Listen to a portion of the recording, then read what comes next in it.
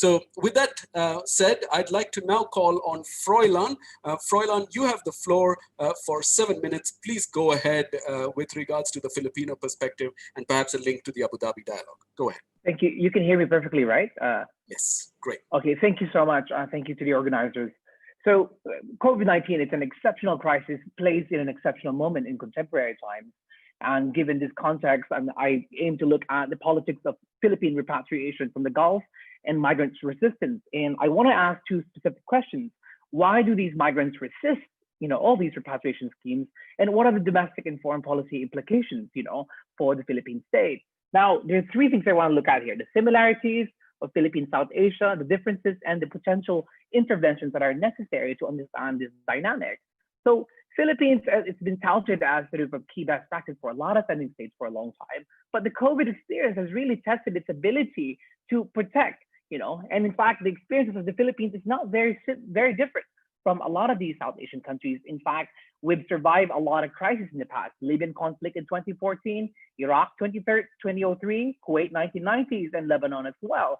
Now, with COVID-19, it did deepen and expose power asymmetries and capacities of sending countries like the Philippines and South Asian countries to react in a crisis migration context. Now, what are the similarities?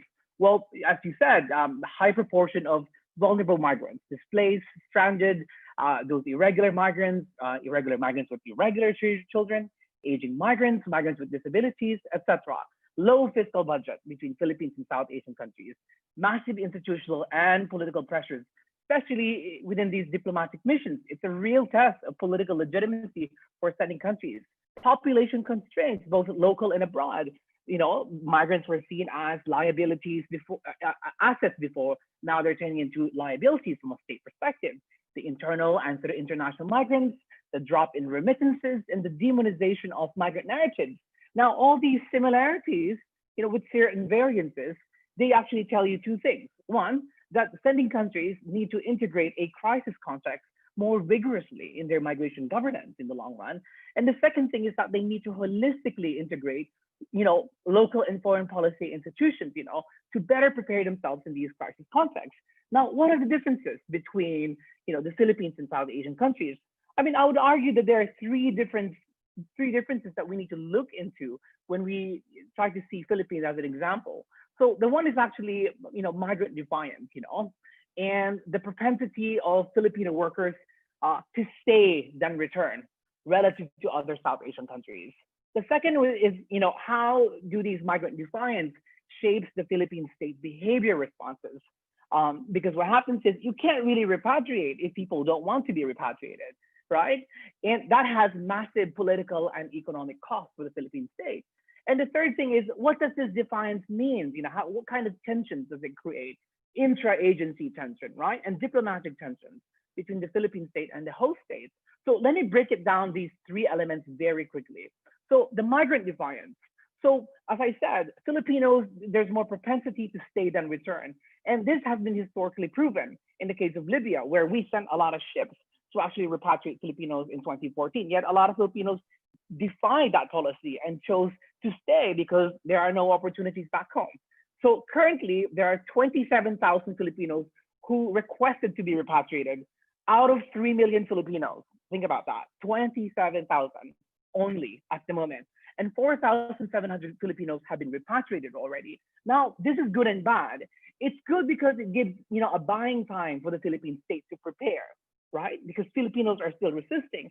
But it's also not good because it extends more pain, more debts, more suffering, for a lot of Filipino workers who are struggling to provide for their family. It shifts deeper institutional responsibility. And this defiance is actually embedded in the lack of trust that the Philippine state can actually provide, for the Filipino workers. So what you see here is actually this tension that's being played out in both historical and contemporary contexts. So that's number one, this defiance, right? And how it challenges the capacity and the power of the Philippine state to govern and protect its nationals outside. So the second one is, well, what does this defiance mean, right? How does it shape the Philippine state's behavior?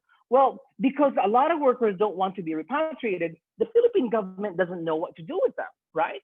So in this case, they've they don't have a clear contingency strategy at the moment. So what they end up doing is they're employing two things. One, an optional repatriation scheme, right, with a focus on vulnerable migrants. And the second one is actually a social amelioration scheme where they offer $200 to 250,000 Filipino workers, both land-based and sea-based globally. Now, what does that tell you is that the Philippine state is focused more on offering short-term assistance, but not really, fully addressing these issues. And the, the figures, 250,000 versus sort of 10 million Filipinos outside, that's a huge, contradictory in terms of like how the Philippine state has been viewed. Now, they're not really coherent because they're caught in this dilemma because they have to protect 100 million Filipinos inside and 10 million outside. So, the assistance that they provided, it showed a symbolic protection, right? That the Philippine state that they can protect. But at the same time, it also undermines them because it exposed, right, the limits of the Philippine state to extend protection. So in a way, when Filipino workers don't want to be repatriated, it creates confusion, right? It creates a lot of issues for the Philippine state because they don't know exactly what to do, right? And the last part is the defiance part. What does this defiance mean in terms of looking at, the institutional tension that's happening in the country? So, for example, the biggest problem right now in the Philippines is that the interagency unit in the Philippines can only repatriate 400 Filipino workers on a daily basis. Now, there is a tension actually between the Philippine Senate and the Philippine diplomatic missions because the Senate are basically saying we can only repatriate 400 Filipino workers. And remember, you have 3 million Filipino workers and you have about 170,000 Filipino workers who have been displaced in the Gulf countries. So there is this issue of Froilan, please capacity, right? conclude. Yeah. Absolutely. So I think what do we need to do now, right? What can we learn from this? Well, there are three things that I would want to suggest. One, the role of interregional consultative dialogue. These things have not been really addressed. A lot of countries have been looking at their unilateral interests. So the Colombo process and the Abu Dhabi dialogue, these are very, very important. And I think in the future, they need to integrate a crisis migration framework within their regional agendas in the long run. The second one is actually as Gulf countries are passing more restrictive, tougher policies like VAT, localization, deportation policies, I think sending countries need to really understand that these are real political tests, right, to their migration framework that they've been developing for decades, right? And there are costs and challenges to these. But remember, a lot of them, they do have the constitutional responsibility to protect, and I think they need to uphold that. The third thing is actually the need to reshape diplomatic missions. So the Philippine government right now is trying to add, a health attaché to be deputized within the Philippine, diplomatic missions, because for a long time, there's always been, labor attaché, trade attaché, but not of a health attaché. And that's something that's like very, very crucial in the long run. And the last point I want to make, Fabri, is that state matters, right? And diplomacy is an even more powerful tool for a lot of states, to actually assert the rights and welfare of workers. And these issues have been happening for decades, right? Like, did we really have to wait for COVID for us to understand that these things have been happening, right? So I think it's a matter of like in which states govern and actually develop their institutions to address. So I think a crisis migration framework is like literally necessary now. So thank you very much. Thanks, Froilan. Thanks so much for coming in. The Filipino experience is always one that the South Asians have valued. So I think it's important to recognize what Philippines has had to contribute in terms of the broader migration policy, and it's important to keep that in mind. I mean, I know, for instance, a reintegration policy discussed in any of the South Asian countries will always have a Filipino experience attached to it. As an example, the diplomatic missions that you spoke about, Philippines is perhaps right at the forefront in terms of how to manage a good coordinated diplomatic arrangement to make sure that Ministry of Foreign Affairs, Department of Labor, now you say health, for instance, they're all coming together. I think really Philippines has been a very good example for all of us in the region to learn from. So thanks for that. I agree. Crisis migration framework within a Abu Dhabi dialogue setting.